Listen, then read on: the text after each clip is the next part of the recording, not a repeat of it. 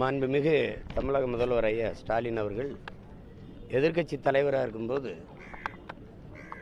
கொடுத்த அறிக்கை பாருங்க, கடிதம் அனுப்பியிருக்காரு. இது அவர் கையில் தானே, அவர் அறிக்கை தான்.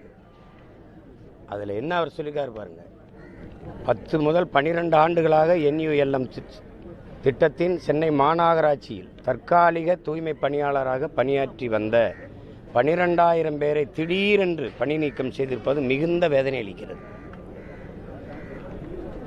கொரோனா போன்ற பேரிடர், வர்தா, இந்த நிவர் போன்ற புயல்கள் மற்றும் கொரோனா பேரிடர் காலத்தில் நெருக்கடி மிகுந்த காலகட்டங்களில் தூய்மை பணியாற்றியவர்கள், அது மட்டுமின்றி 90% மக்கள் பட்டியலின வகுப்பை சார்ந்தவர்கள். அவர்களுக்கு பணி நிரந்தரம் செய்ய வேண்டும், அதாவது கொடுத்துருக்காரு.